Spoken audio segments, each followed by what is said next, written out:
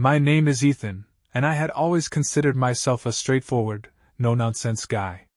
Married for 10 years to Cassandra, a marketing consultant with a knack for charming everyone in the room, I thought we had built a solid life together.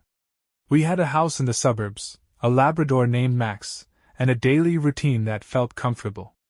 But comfort has a way of breeding complacency, and I'd been feeling it for months. Subtle signs, changes in her behavior, late-night phone calls, an unexplained new wardrobe, had started eating away at me. The day I discovered the AirTag was a whim. A client had left it behind during a meeting, and when I returned it, the guy couldn't stop singing its praises. That got me thinking. Was it paranoia, or had Cassandra been too secretive lately? Her constant excuses for late nights at work didn't add up anymore. She'd grown distant, dismissing my concerns as overthinking whenever I brought them up. So I bought one. The decision to hide it in her car wasn't easy, but I rationalized it. This was about truth, about protecting my marriage, or what was left of it. I slid the AirTag beneath the driver's seat of her car one Friday morning, my hands trembling. It wasn't an easy thing to do, but I told myself it would either clear my doubts or confirm them. By Sunday evening, my phone buzzed with the first ping. Cassandra wasn't at her sister's place as she'd said. Instead, her car was parked at a dimly lit lot behind a local dive bar. I stared at the notification, a cold knot tightening in my stomach. My wife, who'd always sworn she hated places like that, was there. Alone? The knot twisted further. The following day, I waited for her to leave for work before checking the tracker again. As expected, she went to her office, but during lunch, her car moved to a small parking lot by the river. The AirTag showed she stayed there for over an hour. She hadn't mentioned any meetings that day. Who was she with? The need to know consumed me. I decided to test my suspicions further. That night, Cassandra came home later than usual. I was already seated at the dining table, pretending to sort through emails. She walked in, her heels clicking against the hardwood, her face glowing unnaturally. "Long day?" I asked, not looking up. "Exhausting," she said, brushing past me to the kitchen. "The Henderson account is a nightmare." I nodded, the lie stinging sharper than I expected. The AirTag had shown her car parked at an overlook outside of town for the last 2 hours. No meeting rooms. No conference calls. Just the scenic spot where we'd once picnicked during happier times. 2 days later, I got my answer. That morning, Cassandra had kissed me on the cheek, her lipstick faint but fragrant. "Love you," she said, grabbing her coffee before rushing out the door. By lunchtime, my phone buzzed. Her car was parked in an industrial lot on the outskirts of town. This time, I followed. The lot was deserted, save for her car parked alongside a black SUV. My breath quickened as I approached, keeping to the shadows. It didn't take long to confirm my worst fears. Through the tinted windows of the SUV, I could see the unmistakable silhouette of another man. His hand rested on her thigh, sliding higher under her skirt. She laughed, a sound I hadn't heard from her in months. I froze, unable to process the scene playing out before me. It was real. No more doubts, no more excuses. Cassandra, the woman I'd built my life around, was cheating. I staggered back to my car, shaking with a mix of rage and heartbreak. As I sat there, gripping the steering wheel, my thoughts churned. This wasn't just betrayal. It was a declaration that everything we'd built together was a lie. And I wasn't going to let it go without a fight. That night I didn't sleep. Instead, I sat in the glow of my laptop, researching everything I could about gathering evidence for infidelity. If I was going to confront Cassandra, I needed to do it with irrefutable proof. Something that would hold up in court if it came to that. The AirTag had been a start, but I needed more, something that would expose her lies and give me the upper hand. The next morning, I called a private investigator, someone discreet but relentless. When I explained the situation, he didn't flinch. "You're not the first," he said dryly. "I'll tail her for the next week. You'll have what you need." By Wednesday, I had my first update. The PI sent me photos that gutted me. Cassandra and her lover, whose name I now knew was Jeremy, tangled in a heated embrace in her car. Other photos showed them at the same river overlook, his hands venturing under her skirt in broad daylight. My hand shook as I stared at the images, but I forced myself to keep scrolling. This wasn't about emotion anymore, this was strategy. Cassandra, oblivious to my growing arsenal, carried on as though nothing had changed. That night at dinner, she talked about work deadlines and office politics. I nodded along, keeping my tone neutral. But my mind raced with plans for what was coming. "How about a weekend getaway?" she asked suddenly, her voice light. "Just us.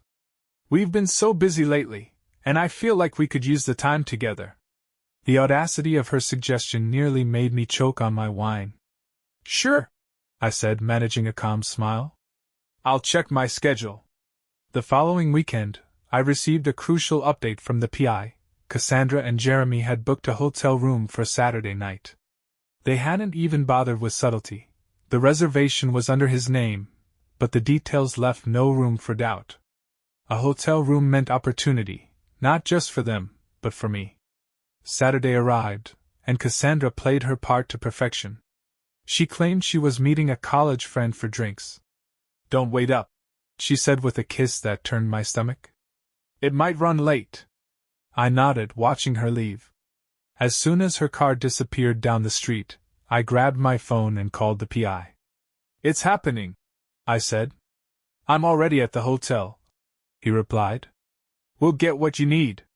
The hotel was only 20 minutes away. I arrived in time to see her car parked alongside Jeremy's, just as the tracker confirmed. From the lobby, I watched the elevator numbers tick upward until they stopped on the 5th floor. My heart pounded, but I forced myself to remain calm. This wasn't the time to lose my head.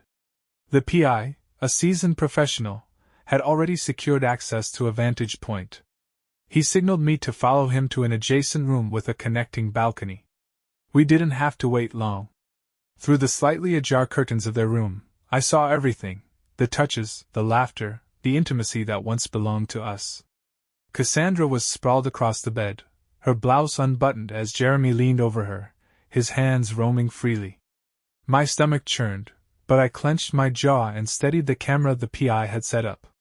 The images and video were damning. When I had seen enough, I stepped back from the balcony, my fists trembling with barely contained rage. The PI placed a hand on my shoulder. "Take a breath," he said. "You've got what you need." I nodded, the weight of the betrayal finally sinking in. I wasn't just going to confront Cassandra. I was going to dismantle her life as methodically as she dismantled our marriage. The first strike.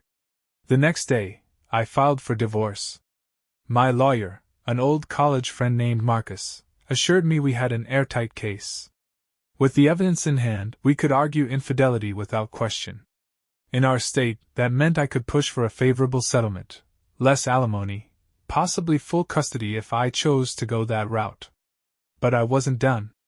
Using the photos and videos, I created an anonymous email account and drafted a message.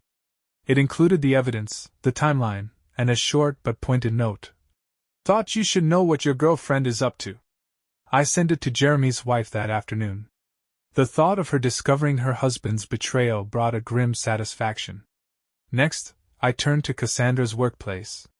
Her firm had a strict policy about workplace relationships, particularly between consultants and clients. Jeremy, as it turned out, was a major client of hers. By Monday morning, her boss had an email sitting in his inbox with all the damning details. Cassandra's downfall came swiftly. By Tuesday, she was summoned to her manager's office. The fallout was immediate. Her firm couldn't risk the scandal, and Jeremy's company severed ties with hers. Her job was gone within days. I didn't wait for her to tell me. By the time she arrived home that evening, pale and shaken, I had already packed her bags. "What's this?" she stammered, her voice unsteady. "You know exactly what this is," I said, my tone ice cold. "I know about Jeremy. I know about the hotel. And I know you've been lying to me for months." Her face crumpled, tears spilling down her cheeks. "Ethan, please, it's not what you think. Save it. I snapped, cutting her off. I've filed for divorce. The papers are on the table. Sign them, and get out. Cassandra left that night. Her tear-streaked face and frantic apologies fell on deaf ears as I stood firm, watching her take her things and walk out the door. The house felt eerily quiet afterward, but for the first time in months, I didn't feel suffocated. I felt in control. Over the next week, Marcus and I worked tirelessly to finalize the divorce filings. Armed with photographic and video evidence, we knew her infidelity was the trump card. The law was on my side, and I intended to use it. Cassandra might have thought she could play me, but now she was the one being played. When the court date finally arrived, I was ready. Cassandra walked into the courtroom looking composed, but I saw the cracks in her armor, the way her hands trembled when she adjusted her scarf, the quick glances she cast in my direction, hoping for some sign of reconciliation. She wasn't going to get it. Marcus stood confidently as the proceedings began, presenting our case with surgical precision. Your Honor, he began, sliding a stack of photographs onto the judge's desk. This evidence proves without a doubt that the respondent, Cassandra Mitchell, engaged in an extramarital affair, violating the sanctity of this marriage and breaking the trust of my client, Ethan Mitchell. The judge flipped through the photos, his expression unreadable. Cassandra's lawyer, a wiry man named Gordon, stood to object. Your Honor, while the evidence is compelling, it does not negate the fact that my client is entitled to equitable distribution of assets under the law. Marcus cut him off smoothly. Equitable, Your Honor, does not mean equal in cases of proven infidelity. My client has suffered emotional and financial damages due to the respondent's actions. We are seeking full ownership of the marital home and a reduced alimony settlement. The judge nodded, motioning for Gordon to continue. Cassandra's team tried their best to paint her as a victim. They claimed she had felt neglected in the marriage and driven to her actions by my supposed emotional unavailability. The argument was weak, and Marcus dismantled it with ease. Neglect, Your Honor? Marcus said, his tone incredulous.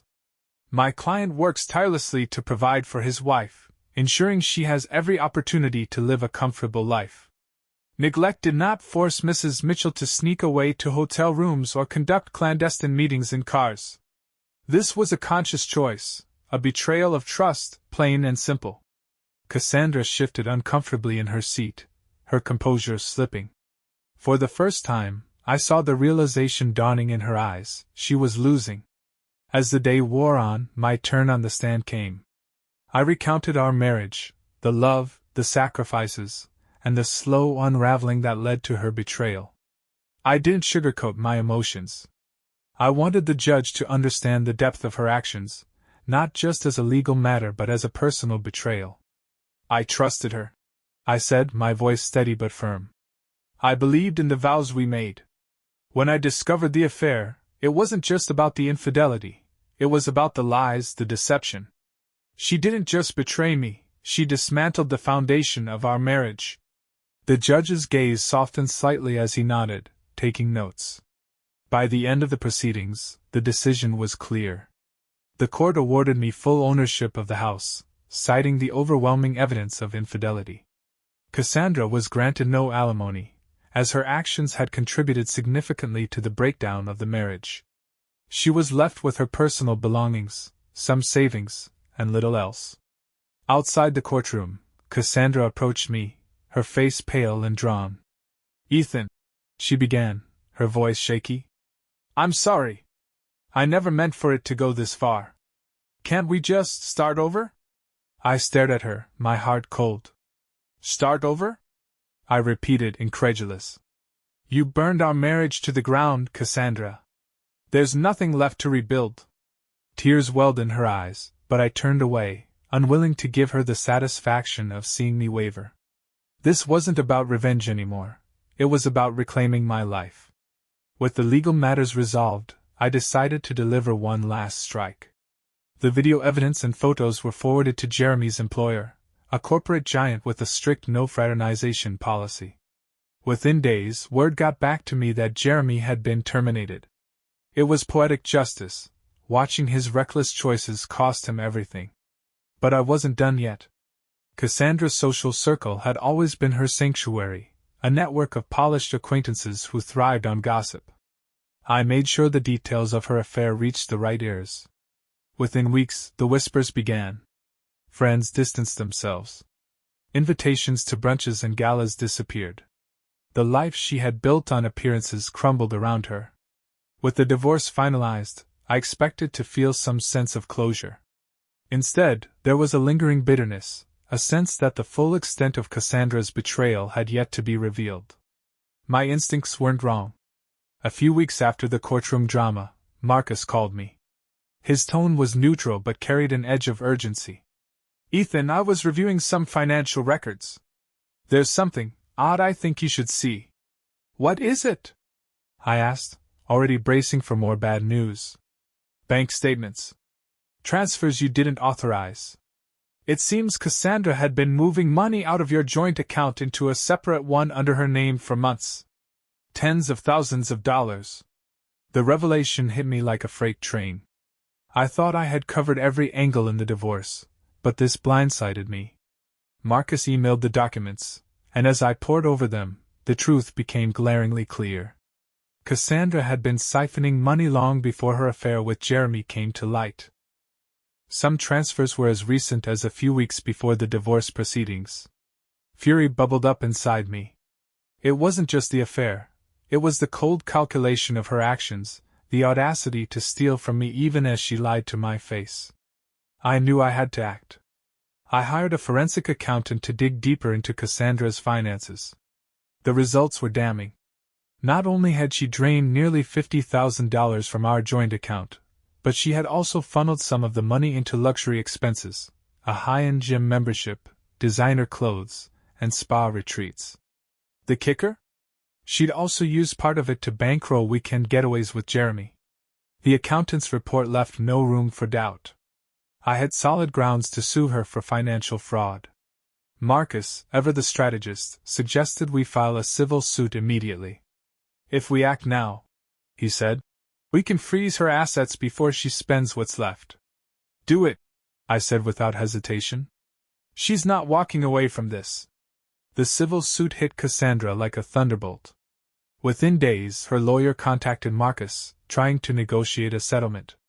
"She's willing to pay back a portion of the money," Gordon said over the phone. "She claims she used the rest for marital expenses." "Marital expenses?" Marcus retorted. "Was the hotel room with her lover a marital expense? We'll see her in court." The negotiation failed, and the case proceeded to trial. This time, Cassandra didn't have the upper hand. The forensic evidence painted a clear picture of her deceit, and the judge showed little sympathy. By the end of the trial, Cassandra was ordered to repay the full amount she had stolen, plus damages. Her accounts were frozen, her assets liquidated. The life of luxury she had clung to was now in ruins. As I celebrated the victory, a nagging thought lingered. If Cassandra had hidden this much, what else had she concealed? I reached out to the private investigator one last time, asking him to do a thorough background check on her recent activities. A week later, he called with another bombshell. "Ethan, you're not going to believe this," he said. "Cassandra's been in contact with someone else, a man named Eric. We've traced their connection back several years. He's not just an old friend, he's her ex-boyfriend. And here's the kicker, it looks like some of the money she stole went to him." "What for?" I asked, my voice tight with anger. "Unclear," the PI said. "But there's evidence she paid off some of his debts. Credit cards, a car loan, even rent." I felt the floor drop out from under me. Cassandra hadn't just betrayed me with Jeremy, she'd been financially supporting another man behind my back. The sheer scope of her deceit was staggering. I didn't wait this time. I called Cassandra, my voice calm but laced with steel. "We need to talk." "What now, Ethan?" she snapped. "Haven't you humiliated me enough? You think this is about humiliation?" I shot back. "I know about Eric. I know you were funneling money to him. So don't play the victim." There was silence on the other end, followed by a shaky, defensive laugh. I don't know what you're talking about. Save it, Cassandra. The evidence is overwhelming. You've been lying to me for years, long before Jeremy. Do you even know what loyalty means? Her voice cracked as she tried to respond, but I hung up, unwilling to hear her excuses. The fallout from my call with Cassandra wasn't as satisfying as I'd hoped. Instead of guilt or remorse, she doubled down on her lies, trying to paint herself as the victim of my vindictive obsession. But her words couldn't erase the mountain of evidence I had against her. This wasn't about vengeance, it was about justice. My next step was to dig deeper into this Eric character. The private investigator didn't disappoint. Eric was a charming, smooth-talking con artist with a history of using women to bankroll his lifestyle. Cassandra hadn't just been supporting him financially, she had been in regular contact with him for years, even before our marriage started to falter. The timeline of their interactions overlapped suspiciously with the start of her affair with Jeremy. Eric's financial records painted an even darker picture. Cassandra had covered the down payment for his car, paid off several months of his rent, and even helped him with a legal settlement. It was clear he saw her as an easy target, and she fell for it. The revelation infuriated me. Cassandra wasn't just selfish and deceitful, she had been actively funneling money to a man who preyed on her vulnerability. But it also gave me a new angle. If Eric had been receiving stolen funds, he could be held accountable too. Marcus and I decided to add Eric as a co-defendant in the civil suit. The evidence against him was undeniable, and while Cassandra might have been the primary thief, Eric had clearly benefited. Subpoenas were issued, and soon Eric found himself dragged into the mess Cassandra had created. The trial was explosive. Eric, a slick operator who clearly thought he could talk his way out of anything, quickly folded under pressure.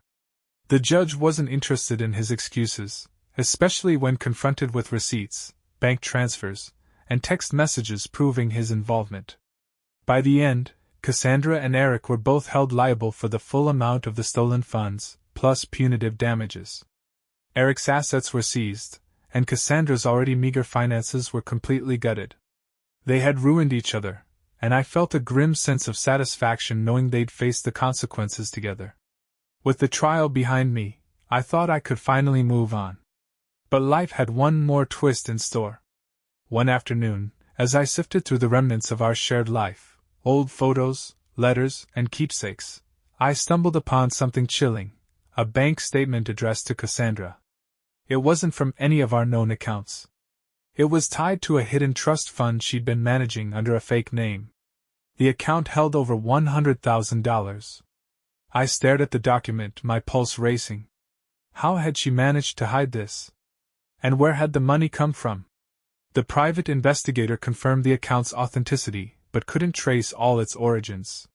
Some deposits were legitimate, likely from her salary, but others were suspiciously large and anonymous. This wasn't over. Cassandra had lied, cheated, and stolen. Now it seemed she'd been laundering money as well. Armed with the new discovery, I confronted Cassandra directly.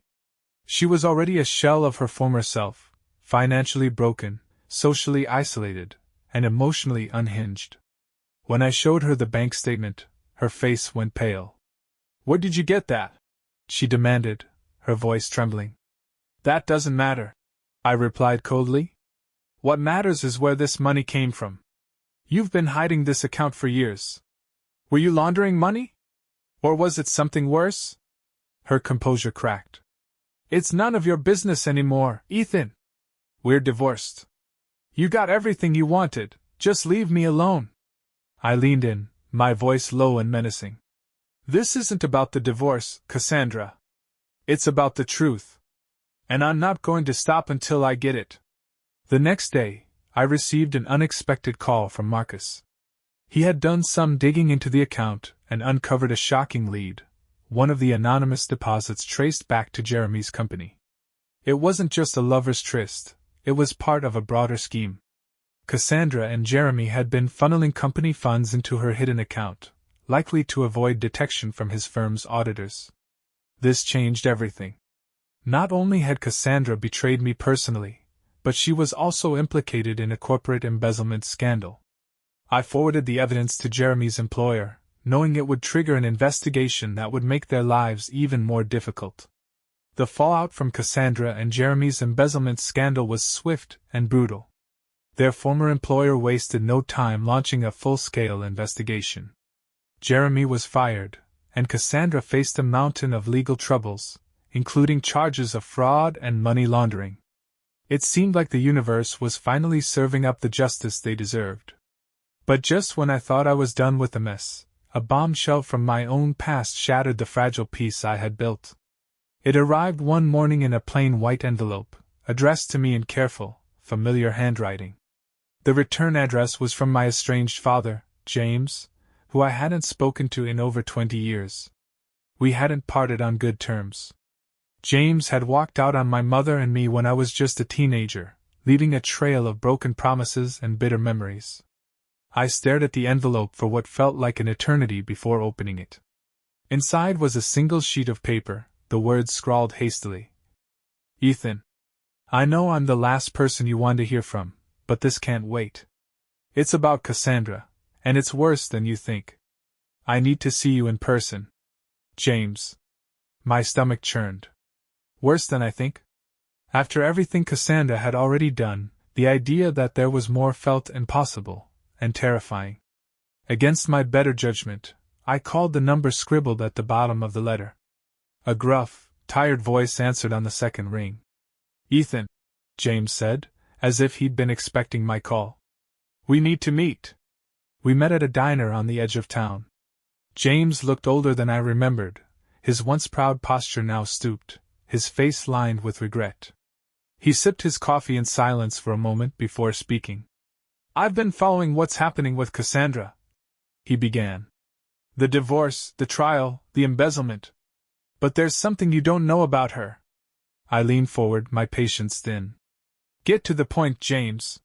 He hesitated, then pulled out a folder from his bag and slid it across the table. She came to me once, years ago. I didn't realize it was her until I saw the news about your divorce. She wasn't who she claimed to be.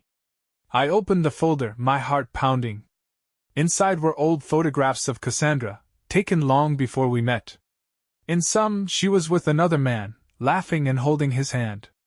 Others showed her in what appeared to be high-stakes poker games, surrounded by unsavory-looking characters. She ran with some bad people. James explained. Con artists, grifters. She was part of a crew that pulled off scams, cheated people out of thousands.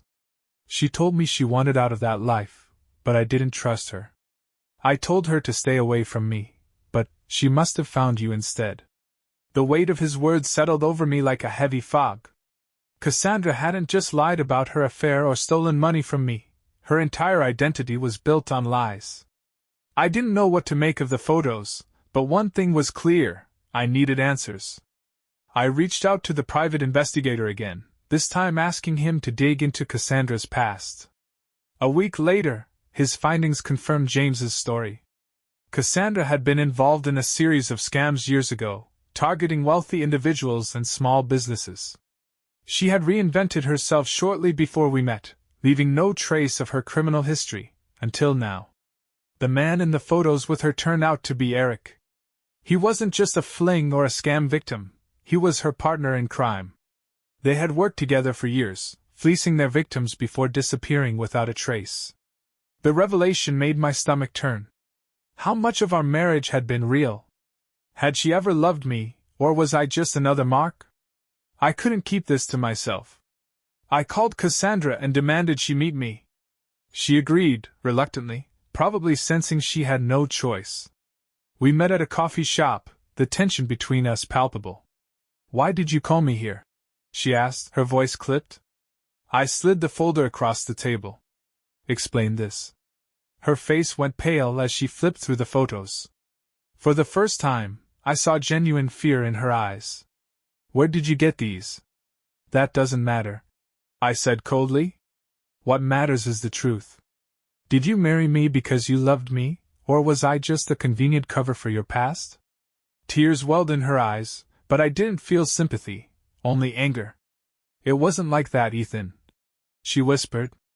I left that life behind. I wanted to start over. I thought I could be someone better, for you. I laughed bitterly. Better? You cheated, lied, and stole from me? You haven't changed at all. Cassandra's composure cracked. You don't understand. Eric wouldn't let me go. I thought I could escape, but he kept pulling me back in. I needed the money to keep him quiet. Her words only fueled my rage. So you used me. You destroyed everything we had, for what? To pay off some thug? She didn't answer, and in her silence, I found all the confirmation I needed. Cassandra's confession left me reeling. I thought I had seen the worst of her betrayal, but her connection to Eric and her criminal past was a deeper kind of poison, one that threatened to seep into every part of my life. But there was no time to process my anger or heartbreak because the next chapter of this nightmare unfolded faster than I expected. 2 nights after our confrontation, I was locking up the house when my phone buzzed. The number was blocked. I hesitated before answering. Ethan. A deep voice growled on the other end. You've been asking too many questions. My blood turned cold. Who is this? Stay out of Cassandra's business. Or you'll regret it. The line went dead. I stood frozen, the phone still pressed to my ear. Whoever it was, they knew enough to find me. The threat wasn't idle, it was a promise. The next morning, I called Marcus and the private investigator. I told them about the call, and their reactions were nearly identical, concern laced with urgency. This isn't just about Cassandra anymore, Marcus said. If these people think you're a threat to their operations, they'll come after you. The private investigator, Frank, was blunter. They've got leverage on Cassandra, and now they see you as a problem. You need to be careful, Ethan. These aren't amateurs. I spent the rest of the day watching my back, every stranger's gaze feeling like a threat. That evening, I noticed a black SUV parked a few houses down. It was the same make and model as the one Jeremy drove, but the windows were tinted too dark to see inside. It didn't leave until well after midnight. Frank continued digging into Eric's background and uncovered the full extent of his operations. He wasn't just a petty con artist, he was a key player in a larger criminal network involved in money laundering, identity theft, and fraud. Cassandra had been a part of this network before our marriage, and Eric had used her as a pawn to clean his dirty money. When she tried to break free, he reeled her back in with threats and manipulation. The missing puzzle piece fell into place, the hidden bank account. Eric had forced Cassandra to keep it open for his use, and she had funneled stolen money into it to avoid his retaliation. Her affair with Jeremy was just a side escape, a desperate attempt to feel something other than fear. But Eric wasn't done with her. And now he wasn't done with me. A week later, Cassandra showed up at my door.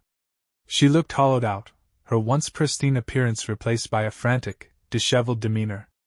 I didn't want to let her in, but something in her eyes stopped me. I don't know where else to go, she said, her voice trembling. They're after me, Ethan. Eric knows I've been talking to you. And whose fault is that? I snapped. You brought this on yourself. I know, she whispered, tears streaming down her face. But please, you have to help me. If I go to the police, they'll kill me. If I go to Eric, he'll make me disappear. Her desperation was palpable, but I couldn't bring myself to feel sympathy. Why should I help you? After everything you've done? Because they'll come after you too, she said, her voice barely audible. You're already on their radar. They won't let you walk away from this. Her words hit me like a sledgehammer. She was right. As much as I hated her, this wasn't just her problem anymore. I was already entangled in the web of lies and dangers she had spun. Reluctantly, I agreed to hear her out. We sat in the living room, the weight of our shared history hanging heavy in the air. She explained everything, the scams, the threats, and the moments of weakness that had led her to Jeremy. For the first time, I saw her not as the cunning manipulator I thought she was, but as a broken, terrified woman who had made too many bad choices. Frank joined us the next day, laying out a plan. We need to expose Eric and his operation. If we can get enough evidence to tie him to larger crimes, the authorities will take him down. But it'll be risky. He'll know we're coming. Marcus, ever the pragmatist, added, "This only works if Cassandra cooperates. She's the key to unraveling everything." I looked at Cassandra, my anger still simmering beneath the surface. "You'd better not screw this up." Over the next week, we orchestrated a sting operation with the help of law enforcement. Cassandra agreed to wear a wire and meet with Eric, pretending to negotiate her loyalty in exchange for protection. The goal was to get him to incriminate himself while the police waited nearby. The night of the meeting, I sat in a surveillance van with Frank and 2 officers, listening to the conversation unfold. My heart pounded as Cassandra played her part, her voice steady but strained. "Eric, I want out," she said. "But I need guarantees. I'll give you everything I've got, contacts, funds, whatever you need, if you let me walk away." Eric laughed, his voice cold and menacing. "You think you can bargain with me? You don't get out, Cassandra. You're mine until I say otherwise." The tension in the van was palpable. The officers exchanged glances, ready to move in at the slightest provocation. In the surveillance van, we listened as Eric's voice turned colder, more venomous. The tension was unbearable, and the officers were poised to move in at the first sign of danger. Cassandra's voice wavered slightly, but she pressed on. "I've done everything you asked, Eric," she said. "You got the money. I helped you with your deals. I even kept Ethan in the dark. What else do you want from me?" Eric's laugh was chilling. "Kept Ethan in the dark? Sweetheart, you don't even know the half of it. Do you think I didn't know who he was? I've had my eyes on him for years." My stomach dropped. My pulse quickened as I leaned forward, straining to hear every word. What was he talking about? Why would Eric have been watching me? Eric continued, his tone almost mocking. "Your husband was just another mark, Cassandra. A means to an end. Do you think I let you marry him by chance? It was all part of the plan." "What plan?" Cassandra asked, her voice cracking. "His father owed me a debt," Eric said casually. "A big one. When James skipped town, I needed leverage. Ethan was the perfect pawn, and you made it all so easy." I felt like the air had been sucked out of the van. My father? I hadn't spoken to him in decades. He was a ghost from my past, someone I thought I had buried along with my childhood pain. And now Eric was claiming that my entire marriage, my entire life, had been part of some twisted scheme? Cassandra stammered, trying to process the revelation. "You're lying. You never told me." "Of course not," Eric snapped. "Why complicate things? All you needed to do was keep him distracted while I found a way to flush out his old man. And guess what?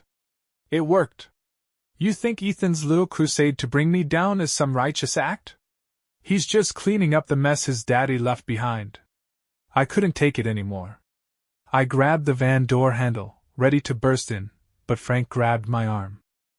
"Not yet," he hissed. "We need more." Inside, Eric kept talking, unaware that every word was being recorded. "The money, the scams, the affair with Jeremy, it's all irrelevant now. You're nothing but a loose end, Cassandra. And you know how I deal with loose ends." My heart stopped. Cassandra's voice turned panicked. "Eric, no, please. I can fix this. I'll do whatever you want." Eric's reply was icy. "You already have."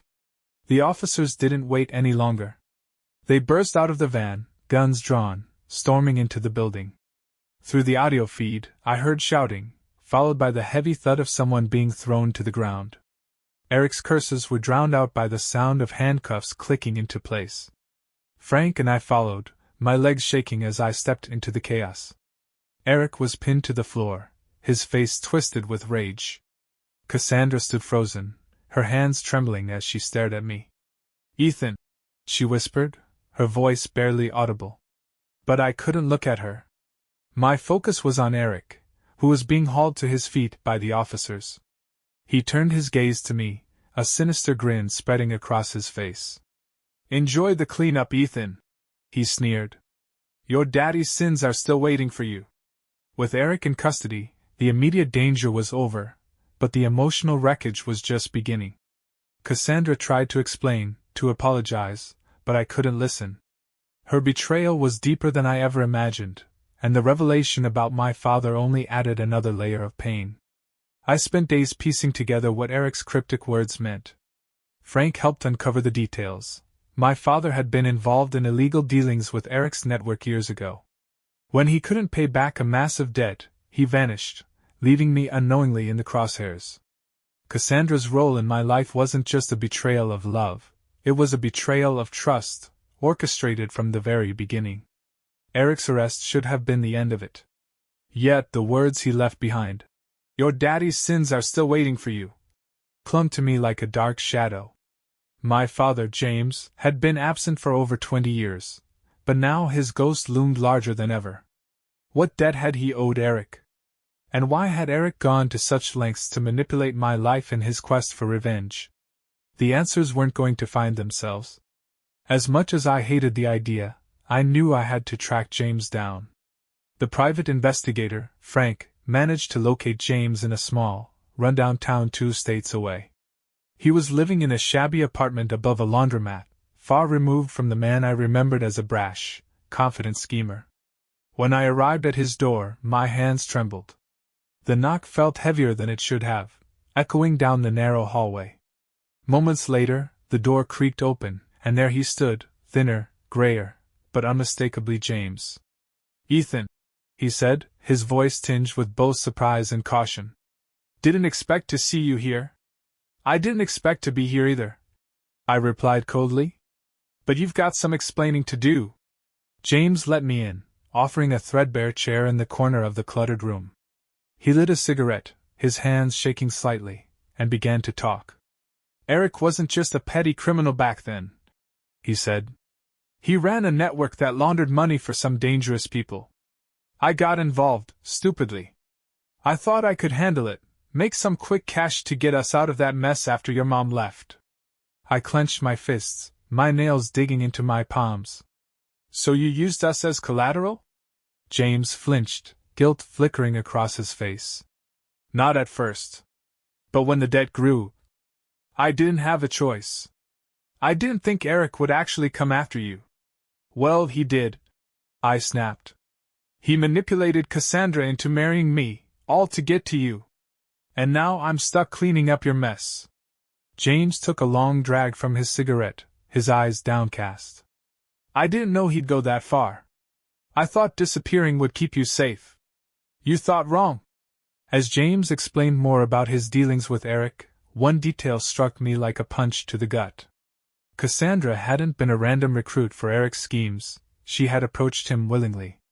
She knew exactly what she was getting into when she started working with him. "She volunteered," James admitted, his voice heavy with shame. "She said she wanted a way out of her old life, but I think she saw you as her ticket to something stable.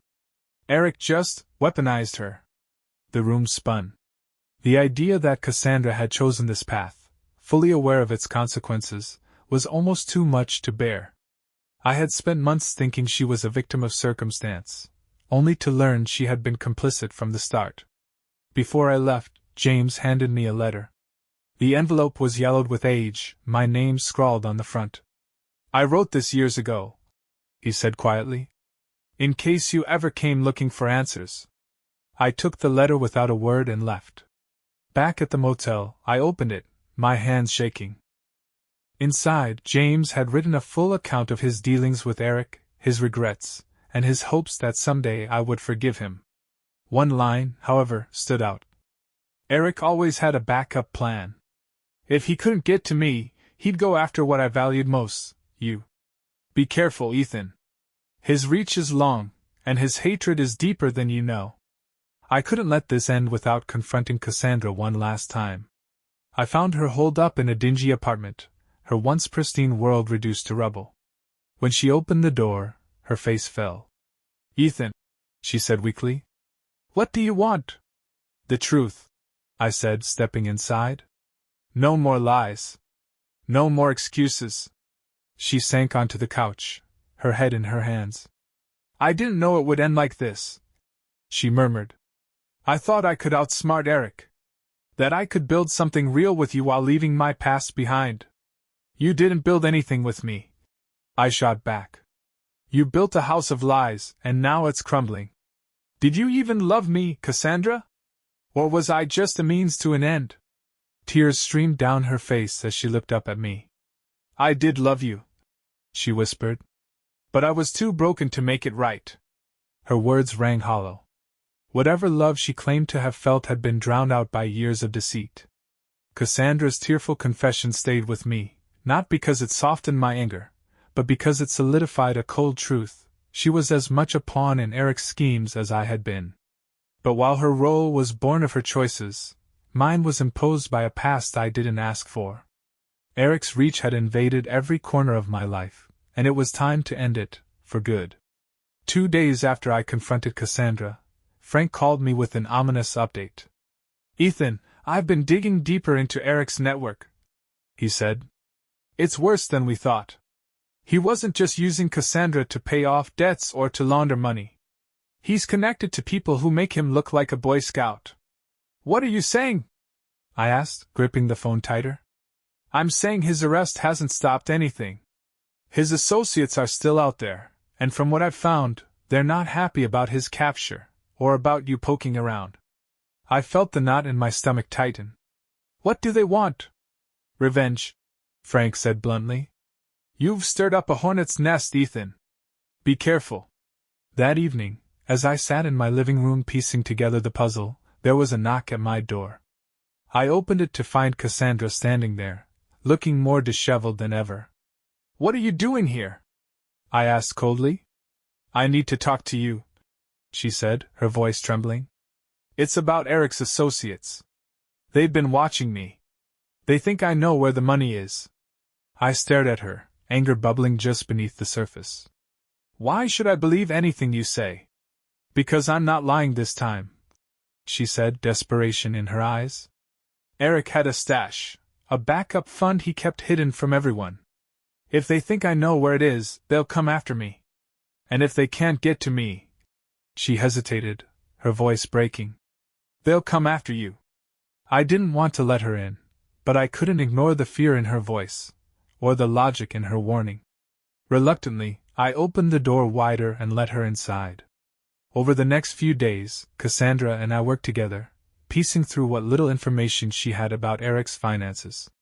Bank statements, cryptic notes, and vague recollections painted a fragmented picture of his operations. One detail stood out. Eric had always mentioned a vault, where he kept his most valuable assets. I think it's offshore, Cassandra said, scrolling through one of his encrypted emails. He always talked about Belize. Frank corroborated this theory, finding records of shell companies Eric controlled in Central America. But the trail was thin, and time wasn't on our side. The first sign that Eric's associates were closing in came one night when I returned home to find my front door ajar. Inside, the living room had been ransacked. Drawers were pulled out, papers scattered everywhere. Someone had been searching for something. Cassandra's face went pale when she saw the mess. They're looking for the stash, she whispered. They think you know where it is. I called Frank, who arrived within the hour. This is a warning, he said grimly. They're not just after the money, they're sending a message. With the pressure mounting, Frank proposed a bold plan. We would bait Eric's associates by pretending to know where the stash was. Using fake documents and carefully planted leaks, we'd lure them into a trap, forcing them to reveal themselves. It's risky, Frank admitted. But it's the only way to get them off your back for good. Cassandra was hesitant, but I was resolute. Let's do it, I said. It's time to end this. Frank worked tirelessly to set the trap, creating a digital breadcrumb trail that led to a fictional account in Belize. Cassandra played her part, leaking just enough information to draw Eric's associates out of hiding. The bait was irresistible, millions of dollars, supposedly within reach. The plan culminated in a staged meeting at an abandoned warehouse on the edge of town. Frank had coordinated with law enforcement, who would be waiting nearby to intervene. Cassandra and I would play our roles, pretending to negotiate with the associates while the authorities moved in. The night of the meeting, my nerves were frayed, but I stayed focused. Cassandra and I arrived at the warehouse, the cavernous space lit by a single overhead bulb. Moments later, a black SUV pulled up, and 3 men stepped out, their faces hard and unforgiving. "Where's the money?" one of them growled, his hand resting on the gun at his hip. "It's offshore," I said, keeping my voice steady. "But we need guarantees before we hand over the details." They didn't buy it. "We're not here to bargain," the man said, taking a step closer. "You're going to tell us everything, or you're not walking out of here." My pulse pounded as I glanced at Cassandra, who looked as terrified as I felt. Just as the tension reached its breaking point, the sound of sirens echoed outside. The men's heads snapped toward the noise, and before they could react, law enforcement stormed the warehouse. The scene erupted into chaos. Shouts, gunfire, and the heavy thud of bodies hitting the ground filled the air. I ducked behind a crate, shielding Cassandra as the officers subdued the men. In minutes, it was over. As the dust settled in the warehouse, I stood in the flickering light, watching law enforcement lead Eric's associates away in handcuffs. Relief washed over me, but it was fleeting. One of the men, a wiry, cold-eyed figure, locked his gaze on me as he was escorted past. "You think this is over?" he sneered. "Eric's got people everywhere. He might be behind bars, but his game's still running. And you're still a piece on the board." His words sent a chill down my spine. Even as I tried to convince myself that the threat was neutralized, a nagging doubt lingered. Eric's web of manipulation had proven deeper and more intricate than I could have imagined. What if this wasn't the end? After the arrests, Frank and I met with the lead investigator to debrief. While most of Eric's associates had clammed up, one of them had let something slip during questioning. "He mentioned the ledger," the investigator said. "Apparently it's the key to Eric's entire operation. Financial records, blackmail material, hidden accounts, it's all in there. Do you know where it is?" I asked, my voice tight. The investigator shook his head. "No, but Eric's people believe you might." The pieces clicked into place. The ransacked house, the threats, even Cassandra's involvement, it all pointed to one thing. Eric had left something behind, something that tied his entire empire together. And somehow they thought I had it. That night, Cassandra showed up at my house again, looking shaken but determined. "I heard about the arrests," she said, stepping inside. "But this isn't over, is it?" "No," I admitted. "They're looking for something called the ledger. Do you know what it is?" Her face paled. "Eric mentioned it once. He said it was his insurance policy, everything he knew about everyone he worked with. If it's real, it's worth millions. And they think I have it," I said bitterly. Cassandra hesitated. Maybe we can find it before they do." I stared at her, torn between distrust and the faint hope that she might actually want to help. "Why now?" I asked. "Why not just run and let me deal with this?" She met my eyes, her voice steady. "Because I owe you. And because I'm tired of running." With Frank's help, Cassandra and I began piecing together the fragments of Eric's operation. We followed leads buried in his old emails and traced financial records back to abandoned properties. Each step brought us closer to the truth, and deeper into danger. One clue led us to a storage unit on the outskirts of the city. The unit, registered under a fake name, was packed with boxes of documents, flash drives, and other evidence of Eric's dealings. But the ledger itself was nowhere to be found. Instead, we discovered a hidden compartment in one of the crates. Inside was a handwritten note in Eric's scrawled handwriting. "If you're reading this, you're already too late. The ledger is safe where it belongs, and only one person knows how to get it, E." The note was a taunt, a reminder that even behind bars, Eric still held the upper hand. E could have been anyone, one of his lieutenants, a family member, or even himself. But the more we dug, the clearer it became that Eric had anticipated every move we would make. A chilling realization struck me. Eric wasn't just playing defense. He was still pulling the strings. The breakthrough came when Frank intercepted a communication from one of Eric's remaining allies. They were planning to retrieve the ledger from its hidden location, an offshore account with physical backups stored at a private estate in Belize. It was the first concrete lead we'd had, but it was also a trap waiting to spring. Cassandra insisted on coming with me. "I started this," she said firmly. "I need to help finish it." Against my better judgment, I agreed. Frank, ever the pragmatist, coordinated with local authorities to ensure we'd have backup. But I couldn't shake the feeling that we were walking into a lion's den. The estate was a sprawling compound perched on a cliff overlooking the ocean. It was heavily guarded, with cameras and armed personnel patrolling the grounds. Posing as potential buyers for one of Eric's shell companies, Cassandra and I gained access to the property under the guise of a business meeting. Inside, the tension was palpable. Every glance, every movement felt like a test. As we were escorted into the main office, my heart pounded in my chest. The man waiting for us behind the desk was no ordinary lackey. He was one of Eric's top enforcers, a cold, calculating operator named Victor. "Ethan Mitchell," he said, a faint smirk on his lips. "You've been busy." "I could say the same about you," I replied evenly. Victor leaned back in his chair, his eyes narrowing. "You're here for the ledger, aren't you? You should have stayed out of this." The tension in the room snapped like a taut wire. Victor signaled his men, and chaos erupted. The moment Victor's men moved, everything fell apart. A guard lunged at me, and instinct took over. I shoved him into a bookshelf, scattering papers and artifacts across the room. Cassandra let out a startled cry as another man grabbed her, but she twisted free, slamming a nearby vase into his head. The sharp crack of breaking glass echoed in the room. "Get out!" I shouted, grabbing her arm and pulling her toward the door. Victor barked orders, and more guards appeared, their weapons drawn. We sprinted through the estate's lavish halls, weaving between gilded furniture and towering columns. Every step felt like a gamble, but we had no choice.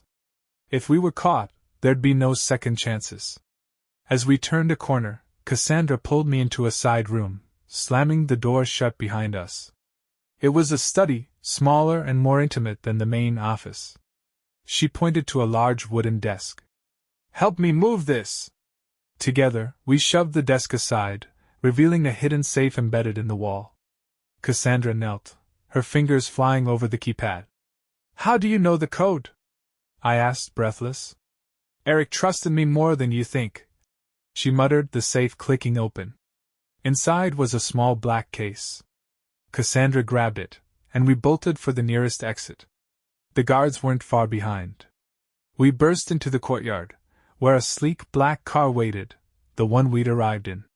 Frank had insisted on hiring a local driver with nerves of steel, and as we dove into the back seat, the man floored it, tires screeching against the cobblestones. Bullets pinged off the rear bumper as we sped away. I clutched the black case to my chest, my heart pounding. Cassandra sat beside me, her face pale but determined. "Is it in there?" I asked. She nodded. "It has to be." Back at the safe house Frank had arranged, we wasted no time opening the case. Inside was a sleek, encrypted hard drive along with a notebook filled with handwritten entries. Cassandra flipped through the pages, her expression darkening. "It's all here," she said. "The names, the accounts, the deals. This isn't just about Eric. This implicates politicians, CEOs, law enforcement, people at every level of power." I stared at the notebook, the weight of its contents sinking in. Eric's ledger wasn't just a record of his crimes, it was a map of corruption, a weapon capable of toppling entire institutions. "This is why they've been hunting us," I said. "This isn't just about revenge. This is about control." Frank arrived shortly after, his face grim as we explained what we'd found. "This changes everything," he said, pacing the room. "If this gets out, it'll destroy lives, not just the guilty ones. Families, businesses, entire communities could be collateral damage." "So what do we do?" Cassandra asked, her voice shaking. "Destroy it? Hand it over to the authorities?" I looked at the hard drive, the weight of the decision pressing down on me. If we destroyed it, Eric's empire would crumble, but so would countless others connected to it. If we turned it over, we couldn't guarantee it wouldn't be buried, or worse, used as leverage by those in power. We have to expose it, I said finally. The truth has to come out. With Frank's help, we encrypted copies of the ledger and sent them to trusted journalists and whistleblower organizations. The fallout was immediate and explosive. Headlines screamed of corruption and criminal networks spanning continents. Eric's associates scattered like rats, while law enforcement launched investigations into dozens of high-profile figures. But the exposure came with a cost. Eric, still behind bars, managed to send a chilling message through his remaining contacts. "You may have won," it read, "but you've made enemies you can't even imagine." The warning hung over me like a dark cloud. Cassandra, too, knew the risks. She decided to leave the country, disappearing into the shadows to avoid the inevitable retaliation. As for me, I returned home to rebuild what I could. The ledger had upended everything, but it had also given me something I hadn't felt in years: freedom. Freedom from Eric's control, from Cassandra's lies, and from the shadows of my father's betrayal. The knock at my door came late one evening, just as I was starting to believe I could move on. I froze, my mind racing. The fallout from Eric's ledger had been massive, but weeks had passed without incident. Frank had assured me the worst was over. Yet, as I approached the door, a knot tightened in my stomach. When I opened it, my breath caught. Standing on the porch was James, my father. His face was gaunt, his eyes sunken, but his presence radiated the same air of determination I remembered from my youth. "Ethan," he said, his voice gravelly, "we need to talk." I didn't invite him in immediately. Instead, I leaned against the doorframe, arms crossed. "Why now?" I asked coldly. "Haven't you done enough?" James sighed, his shoulders sagging. "I know I've failed you, Ethan. I know I don't deserve a second chance. But this isn't about me, it's about Eric." Hearing his name sent a wave of anger through me. "Eric's in prison. His associates are scattered. What could you possibly have to add?" James's expression darkened. "You don't know the half of it. Eric might be behind bars, but his network is still alive, and they're coming for you." Reluctantly, I let him inside. Over coffee, James laid out the truth he had been carrying for years. "Eric's ledger wasn't just a record of his crimes," he explained. "It was leverage, insurance against people who might betray him. But it wasn't the only one." I blinked, trying to process his words. "What do you mean, wasn't the only one?" "There's another ledger," James said. "A second set of records. It contains everything Eric used to blackmail his enemies and keep his empire intact. And whoever controls it now holds all the power." My blood ran cold. We had thought we'd exposed everything, but if what James was saying was true, the game wasn't over. It had just shifted to new players. James handed me a folder filled with documents, photos, emails, and notes scribbled in his messy handwriting. They outlined a trail leading to someone new, a man named Victor Shaw. He was one of Eric's silent partners, a financier who had helped launder money and protect the operation from behind the scenes. "Victor was always Eric's fallback," James said. "If anything happened to him, Victor would step in to pick up the pieces." "Why are you telling me this now?" I asked, my voice sharp. "Why didn't you warn me before?" "Because I thought I could handle it on my own," he admitted, guilt heavy in his tone. "But Victor's more dangerous than Eric ever was. And now he's looking for you."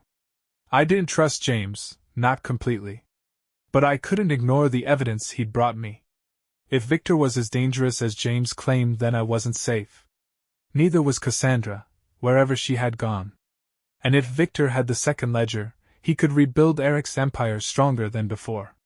"You're going to help me fix this," I said, my tone leaving no room for argument. James nodded, his face grim. "I owe you that much." Frank joined the effort reluctantly, his skepticism of James as clear as mine. Together, we began digging into Victor Shaw's operations. It wasn't easy. Victor was a ghost, his name rarely appearing in official records. But James's connections and Frank's tenacity eventually uncovered a lead. Victor owned a private estate outside of Geneva, Switzerland. It was rumored to house his most valuable assets. "This is where he's keeping the second ledger," James said confidently. "Or it's a trap," I countered. "Victor doesn't strike me as the careless type," Frank agreed. "If we're going to do this, we need to be smart. No room for mistakes." The trip to Switzerland was tense. James and I barely spoke, the weight of our fractured relationship hanging between us. Frank kept the conversation focused on logistics, running through plans and contingencies. When we arrived, the estate was just as imposing as I imagined, a sprawling villa perched on a mountainside, surrounded by high walls and state-of-the-art security. Breaking in wasn't going to be easy. Under the cover of darkness, we made our move. Frank disabled the perimeter alarms while James and I scaled a section of the wall. Inside, the villa was eerily quiet, the kind of silence that made every sound feel amplified. We moved quickly, guided by a blueprint Frank had managed to acquire. The study, where Victor was rumored to keep his most sensitive materials, was on the second floor. When we reached it, my heart pounded as I forced the lock open. Inside, the room was lined with bookshelves and filing cabinets. In the center was a large, ornate desk. James immediately began searching while I kept watch by the door. After what felt like an eternity, James pulled a leather-bound book from a hidden compartment in the desk. "This is it," he whispered, holding it up. Before I could respond, a voice cut through the darkness. "I was wondering when you'd show up." We spun around to find Victor standing in the doorway, a gun in his hand and a smirk on his face. Victor stood in the doorway, his gun gleaming under the soft light of the study. His smirk was calm, confident, a man who believed he had already won. Behind me, James clutched the ledger tightly, his hands trembling. Frank's fingers hovered near the knife strapped to his belt, but none of us dared move. "Well," Victor said, stepping into the room, "I expected someone to come for this. But you, Ethan? I underestimated your determination." "This ends here, Victor," I said, forcing my voice to remain steady. "Eric's empire, your network, it's over. The world already knows the truth." Victor chuckled, shaking his head. "What you exposed was a distraction, a morsel to keep people busy while the real power shifted hands. That ledger James is holding? It's worth more than you can imagine. And now, it's mine again." I glanced at James, whose face was pale but determined. He slowly raised the ledger. "If it's so valuable," he said, his voice shaking slightly, "then you won't risk losing it." Before Victor could respond, James hurled the ledger toward the fireplace. It landed inches from the flames, the leather cover smoldering. Victor's calm demeanor cracked. "Don't," he growled, his gun now trained on James. "You destroy that, and you destroy yourself." "No," I said, stepping between them. "He's right. You need that ledger more than we do. It's your insurance, your power. Without it, you're just another criminal." Victor hesitated, his grip on the gun tightening. For the first time, doubt flickered across his face. He wasn't sure whether we'd follow through on the threat. Seizing the moment, Frank lunged at Victor, knocking the gun from his hand. They grappled, crashing into the desk and sending papers flying. I grabbed the ledger and bolted for the door, dragging James with me. "Go!" Frank shouted, holding Victor in a chokehold. "I'll catch up." I hesitated for a heartbeat, torn between staying and running. Then James yanked my arm. "We have to go, Ethan. Now!" We raced down the hall, the sound of Victor's furious shouts echoing behind us. Guards were already on their way, but Frank's sabotage of the security system gave us precious seconds. We slipped out through a side door and into the woods surrounding the estate. When we reached the extraction point, a hidden trail where a rented SUV waited, Frank wasn't there. My chest tightened as I glanced back toward the estate, smoke rising in the distance. James placed a hand on my shoulder. "He knew what he was doing, Ethan. He wanted us to get out." I clenched my jaw, the ledger feeling heavier in my hands. Frank had sacrificed himself to give us a chance, and I wasn't going to let it be in vain. Back in Switzerland's capital, I met with the same journalists who had published the first ledger. The second ledger was even more damning, containing not just financial records but evidence of blackmail, threats, and violence used to maintain control. "It's all here," I told them, handing over the documents. "Names, accounts, deals. The world needs to see this." The journalists agreed, promising to release the information carefully to ensure maximum impact. I knew it would spark another storm, but this time, I was ready for it. 2 weeks later, I received a package at my door, a simple box with no return address. Inside was Frank's knife and a handwritten note. "Ethan, you did what needed to be done. Don't let them drag you back in. Live your life. For all of us who can't." The note wasn't signed, but I knew it was from Frank. Somehow, he had survived and slipped back into the shadows. I felt a pang of relief, mixed with sorrow. Frank had been the hero of this story, the one who ensured the truth came out. With Victor's operation dismantled and Eric's empire in ruins, I returned home. Cassandra was gone, having disappeared into obscurity, and James, while still flawed, seemed determined to make amends. He settled in a small town nearby, offering to help where he could. As for me, I finally felt free. Free from Eric, from Cassandra's lies, and from the shadows of my father's mistakes. The scars of the past would always remain, but they no longer defined me. Months later, as I sat on my porch watching the sunrise, my phone buzzed with a news alert. Another high-profile figure had been exposed, a final ripple from the second ledger's release. I smiled faintly, knowing the truth was still doing its work. For the first time in years, I felt a sense of peace. The game was over, and I had survived. The shadows had finally lifted. The end.